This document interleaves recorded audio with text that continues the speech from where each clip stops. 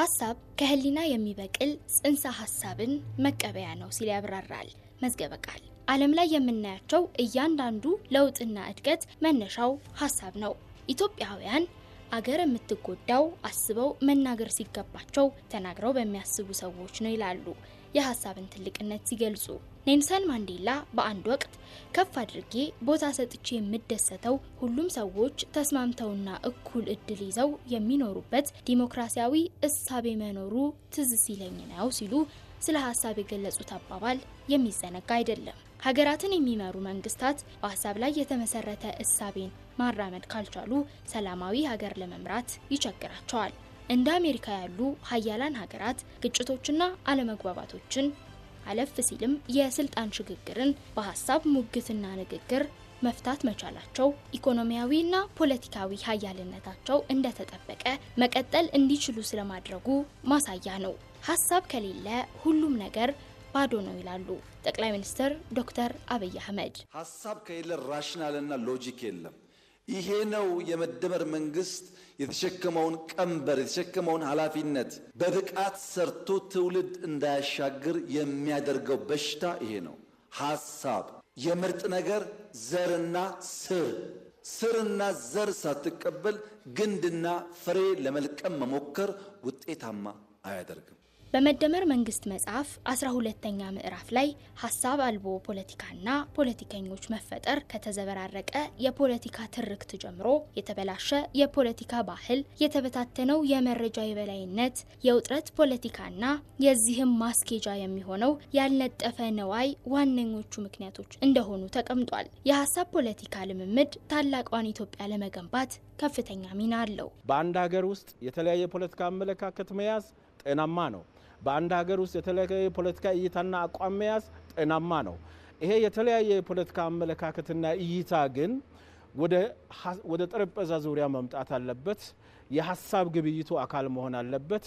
በሐሳብ ግብይቱ ውስጥ የተሻለ ሐሳብ ያገኘው እሳቤ ፖለቲከኞች ምስማሙበት ከሆነ ተስማሙ፣ ካልተስማሙም ህዝብ ይወስንና ሂደቱ ግን ፍጹም ሰላማዊና ፕሮሰሱ ለህዝብ በላይነት እድል የሚሰጥ ሆኖ ህዝብ ይወስንና ህዝቡ ተቀባይነት ያገኘው ገዢ የሆነው ሐሳብ የህዝብ ይሆናል። የህዝብ ያልሆነው ለህዝብ የሆነው ተገዢ ሆኖ እስከሚሆን ድረስ ይሰራል። የሱ ሐሳብ ደግሞ መሻሻል ካለበት እያሻሻለ ይሄዳል። በዚህ መልኩ የፖለቲካ ባህላችን ለመቀየር ስራ እየተሰራ ነው።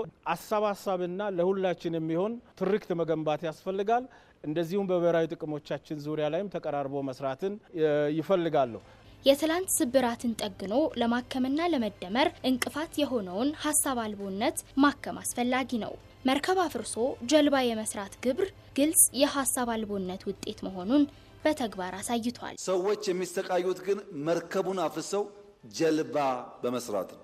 ጀልባ ኦሽን አያሻግርም፣ መርከብ ግን ኦሽን ያቋርጣል። ትልቁን ሩቅ የሚወስድን አፍርሰህ ትንንሹን ብትሰራ ሰፈር ትቀራለህ እንጂ አትሻገርም ማለት። ኢትዮጵያ ውስጥ ያለው ፖለቲካ እንደዚህ ነው።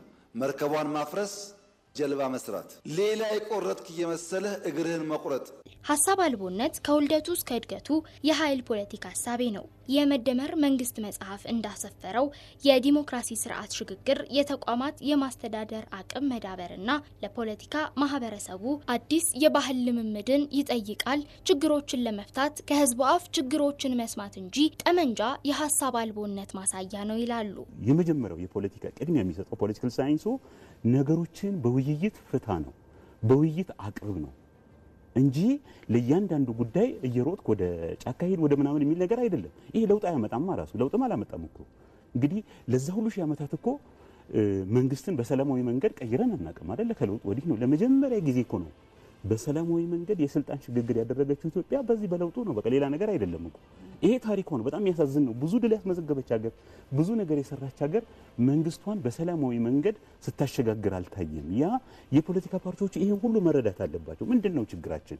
ለምንድነው ይሄንን በቅጡ መረዳት ያቃተን ብለው መረዳት አለባቸው። ስለዚህ ከዚህ አንፃር የጋራ ነገር ከሆነ የጋራ ነገር ካለ ለምንድነው ይሄን ያህል ተንኮል መስራቱ፣ መመቅኛኘቱ? ኢቭን እኮ መከባበር ቅድመ ሁኔታ ነው በፖለቲካ። ምክንያቱም ካልተከባበር እንዴት ነው የምንወያየው? ሐሳቦችን እናዋጣ። ምን አለን? የተለያየ እይታ ይኖረናል። ያንን እይታ ወደ ጋራ እናምጣው። ለሀገር በሚጠቅም መልክ ያንኑ እይታ ማስተጋባት እንድንችል ያንኑ ወደ ተግባር እንድናመጣ ወደ ኋላ ከሚጎትቱን ነገሮች መንጭቀን ወጥተን በሐሳብ የተሻለውን አማራጭ ተጠቅመን አገራችንን ማሳደግ ሌሎች ሀገራት የደረሱበት ከፍታ ላይ መቀመጥ የምንችልበትና የሁሉም ሰው ሐሳብ የሚደመጥበት አማራጭ ለድርድር የሚቀርብ አይደለም።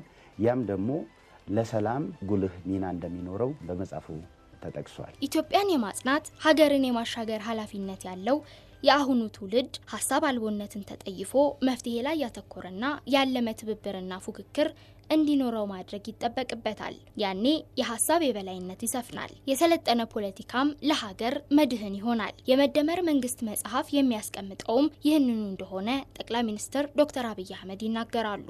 በመደመር አሸናፊነት ለማምጣት ሚዛናዊ የሆነ አመንካይ የሆነ የሐሳብ ፍትጊያ ያስፈልጋል። ይሄም 3C እንለዋለን። ኮኦፕሬሽን ኤንድ ኮምፒቲሽን፣ ትብብርና ፉክክር በሚዛን ኮንሲስተንሲ ኤንድ ኮሚትመንት፣ ያዝ ለቀቅ ሳይሆን ሂደቱ መርህ ላይ የተመሰረተ የማይቆራረጥ የሚቀጥል መሆን አለበት። ሶስተኛ ቼንጅ ኤንድ ኮንቲኒቲ ነው። አዎንታዊ ለውጥን በመፍጠር በማስተሳሰር በማስቀጠል መደረስ ያለበት ቦታ ማድረስ ነው። ሐሳብ ሲኖር ሐሳብን መሰረት አድርጎ ሲሰራ የመደመር መንግስትን ለመገንባት ጉዞ ይሳለጣል።